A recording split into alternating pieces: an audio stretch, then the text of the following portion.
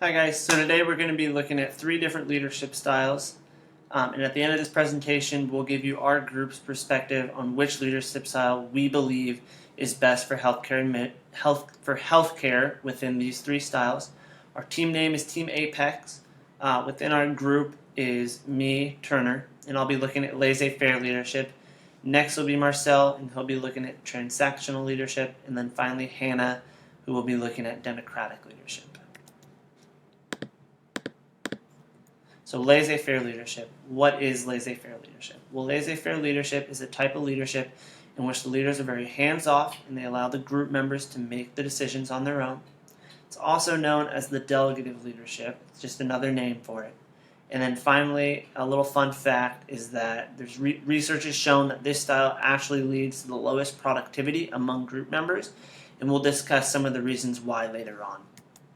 So there's 5 main characteristics which have to do with laissez-faire leadership. First is that there's very little guidance from the leaders, and this is kind of the main point and main characteristic of laissez-faire leadership, and the rest of the characteristics do kind of stem from that first one. Second is that there's complete freedom for the followers to make the decisions. Third is that the leaders provide the tools and resources needed, so even though the leaders are very hands-off, the leader will still provide the tools and resources needed. 4 is that group members are expected to solve the problems on their own.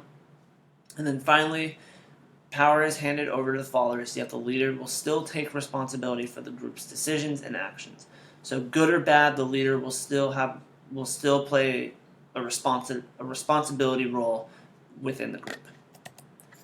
So benefits. When does this work well? Is the first part we're going to look at. So there's 3 main parts that I kind of am outlining that are benefits. First is when the team members have the skills to succeed. What I mean by this is when team members are highly skilled, motivated, and capable of working on their own, they're able to accomplish the task with very little guidance. Next is when group members are experts. Sometimes within an organization you'll find a team member who is actually more knowledgeable than the leader themselves, and from this they're able to show their deep understanding of the task at hand. And then finally, when independence is valued. And what I mean by this last point is when there is a group or team member who is highly passionate and very intrinsically motivated, it's going to work very well for them they're going to work very well with laissez-faire leadership, in the fact that they're not going to need a lot of guidance, or they're not going to need a leader to help motivate themselves. So cons. When does this style not work well?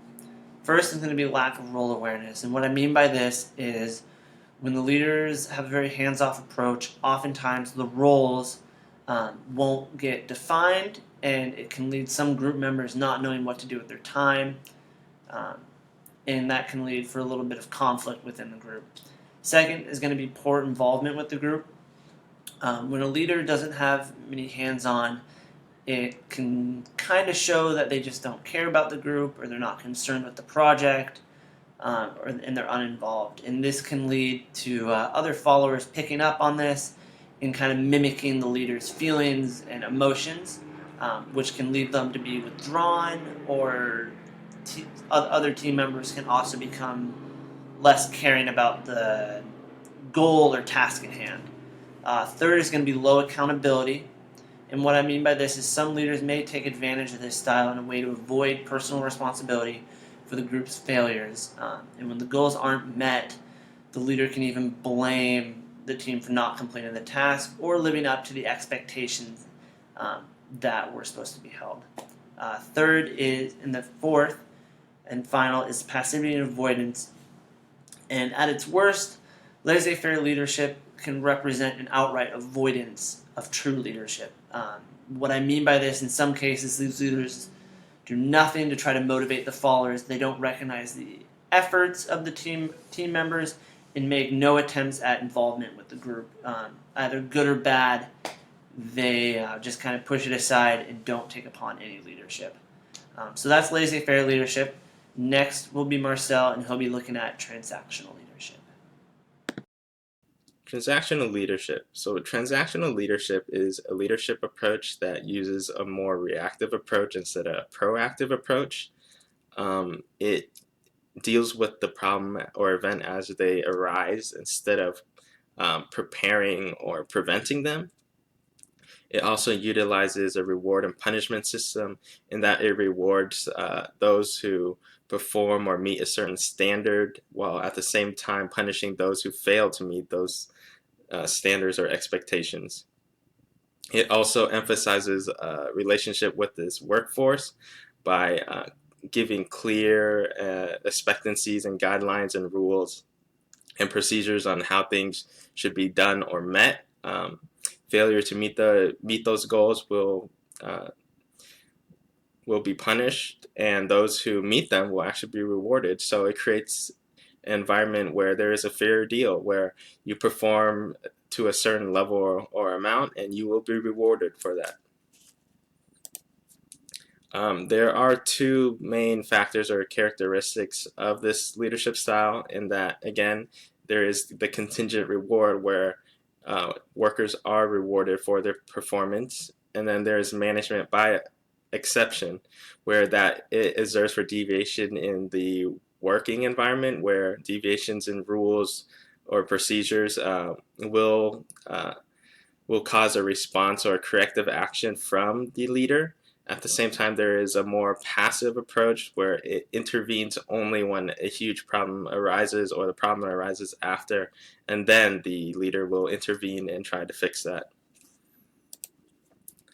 So there are three main pros to this approach, in that it appeals to individuals. It doesn't have to appeal to people as a group.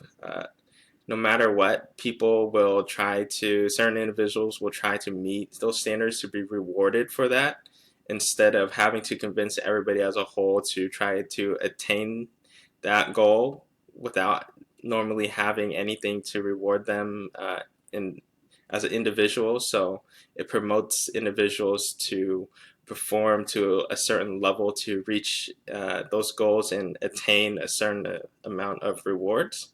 It also enhances the organization, in that it keeps the organization structures and procedures and guidelines very clear, and that it rewards those who follow them and punishes those who fail to follow those.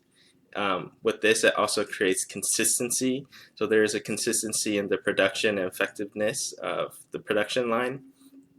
Customers can expect products to be at a certain standard, because failure to have these standards, these workers will be punished for not meeting them and rewarded for meeting those standards and creating those products or providing those services. There are a few cons to this leadership styles as well. While consistency is great, it also creates a lack of growth and discourages diversity. While promoting consistency will create a product that is the same and stable, it stops it from advancing and improving to become a different product. And while it allows customers to expect the same product, it also means that the product will not improve to add in new needs or expectations that the future may want or need. At the same time, again, this approach is reactive, so it waits for the problem to actually arise before it actually tries to stop or fix it. And then again, there is the self-interest problem. Like, while it allows people to be motivated on an individual level, it also creates distrust or tension among the workforce, in that people are now only looking out for themselves instead of as a whole. People are expected to just perform at a certain level as an individual so they can get their own rewards, not worrying about the repercussions it may have on the group as a whole. And then Hannah will talk about democratic leadership.